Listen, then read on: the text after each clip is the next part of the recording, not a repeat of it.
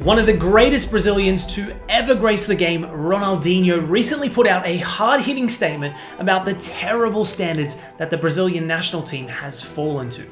He berated the quality of players and questioned their love for the Brazilian shirt. He didn't take any names, but the message was clear and turned heads not just in Brazil, but all around the globe. Ronaldinho comes from one of Brazil's most dominant eras in football. He won the World Cup in 2002 and played with all-time greats like Ronaldo, Cafu and Rivaldo, among so many other legends. Brazil drew against the United States in their recent friendly just before the Copa America begins in the last week of June.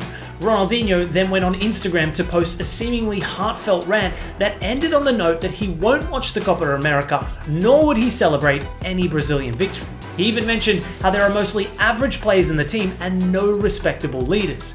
This spread like wildfire across the internet within a matter of hours. Ronaldinho's usual jovial personality made everyone take these out-of-character claims very seriously. Current Brazilian and Barcelona player Rafinha was questioned about his take on the Brazilian legend's views.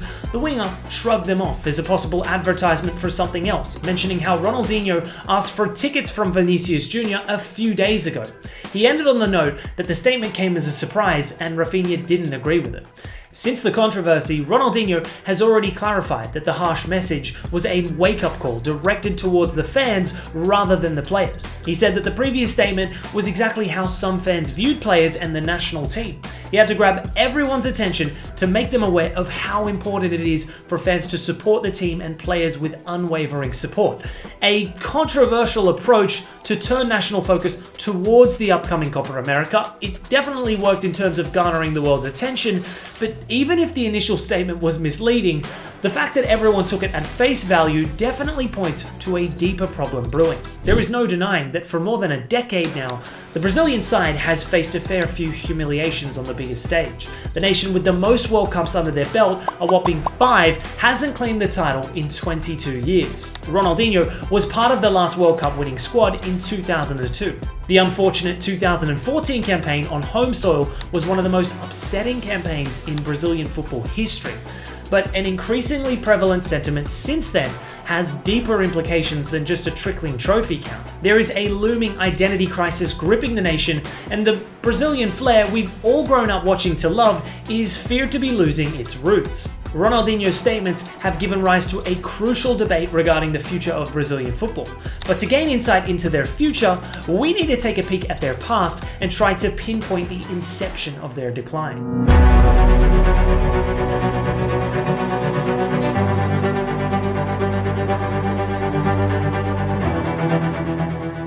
It's not like Brazil hasn't seen its ups and downs before. After the era of Pelé and Garrincha bought 3 World Cups, Brazil fell into a slump in the 70s and 80s. They failed to win a major trophy for about 2 decades before the 1989 Copa America victory brought much awaited celebrations in the country. Romario led them to another World Cup victory in 1994, triumphing over a strong Italian side after penalties. This was the same match where Roberto Baggio took the last penalty for Italy and became the man who died standing. In 1997, Brazil won the Copa America again, as well as the Confederations Cup. This team included a plethora of legends, and the football they played on the pitch was a spectacle to watch. Ronaldo was an enigma in itself, but even the identity of free-flowing football was at its peak back then. Brazil came extremely close to winning the World Cup again in 1998. They lost against France in the final. But a year later, they were Copa America champions again in 1999. Rivaldo and Ronaldo played as if they were on the school playground. But one of the most memorable World Cup campaigns came in 2002 for Brazil.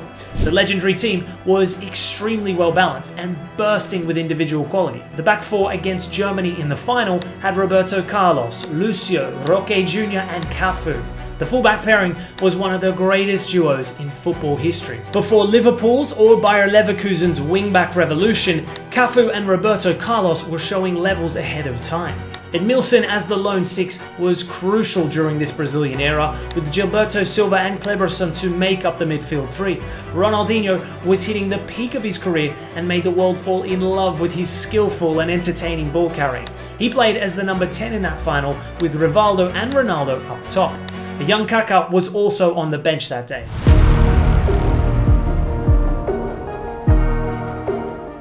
The 2002 World Cup squad was reaching its twilight years, and the likes of Ronaldo and Rivaldo were coming to an end with their illustrious careers. A new generation of Brazilian players slowly replaced the old guard. Kaká and Ronaldinho were taking the world by storm for their respective clubs, but the legendary Brazilian side had given way to even newer talent. In 2004, relatively newer faces like Julio César, Maicon and Adriano led Brazil to another Copa America victory against bitter rivals Argentina. This was repeated in the Confederations Cup final in 2005 as Kaká, Ronaldinho and Adriano all scored against Argentina to win 4-1.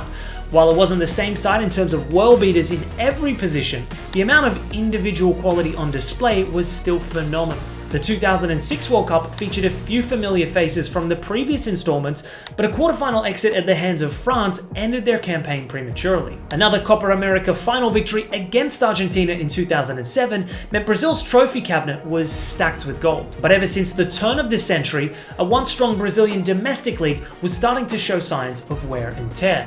The increasing rate of commercialization in football left a few nations behind. Soon, the Brazilian leagues would become scouting grounds for bigger and richer leagues across Europe. Now, this is an important point to take into account when we talk about the loss of Brazilian flair. Players who grew up playing football in Brazil's ecosystem and domestic leagues had a certain style of play ingrained in them from the start. The roots of such players were built purely on the Brazilian style of football. They might grow up and move abroad, but the instinctive style of play was already well established in their game.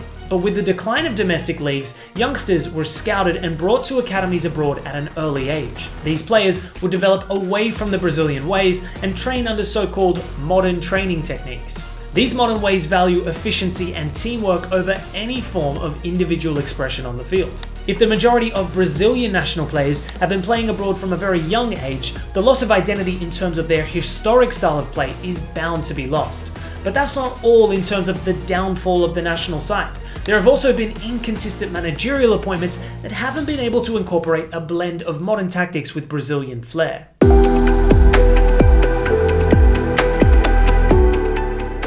Ever since the 2007 Copa America title, Brazil has been struggling on the international stage. This includes the 2014 World Cup, which saw a disheartening 7-1 defeat in front of the home crowd. Going from the likes of Cafu and Dani Alves to Danilo is bound to play its part as well. But the lack of individual quality has never stopped Brazil from being top-tier entertainers on the big stage.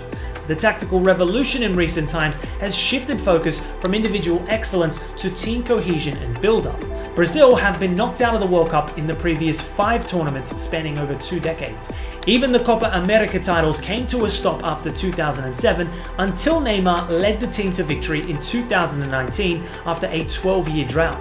Neymar has outshone almost every player on the planet, bar Messi and Ronaldo in the modern era. In fact, there's a legitimate argument to be made about the technical side of Neymar's game being potentially stronger than Ronaldinho's. Now that's a debate for another day, but the question it raises is how come Neymar dodged the modern infliction of tactics on his individual game?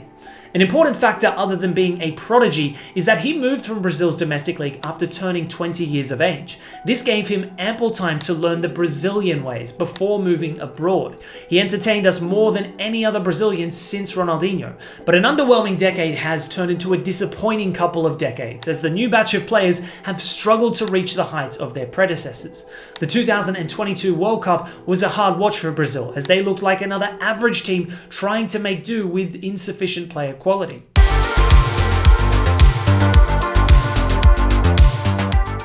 In all honesty, the way football is progressing in terms of tactical innovations and cutting out unnecessary phases of play, the times of free-flowing football are looking bleak. These days, a few flicks from Lucas Paqueta are enough to move us to the edge of our seats, but with the increasing popularity of football across Europe and simultaneous stagnation at Brazil's domestic league level, young talent is bound to keep getting streamed outside the country. Real Madrid letting Endrick stay in Brazil for another year on loan is a great way to let him brew in the national ecosystem during the development stage. The future of Brazil's front three seems to be huddled together at Real Madrid with Vinicius Jr., Rodrigo and now Endrick. The 2026 World Cup might come a little too soon for Brazil to form a coherent enough squad to be considered contenders, but there is a need to combine modern elements with classic Brazilian football in order to find their identity again. So what do you think about Ronaldinho's statements? Was he correct to point out the massive gap in quality and previous standards in Brazil? Or is this just another slump that will be crossed over in due time? Let us know in the comments below.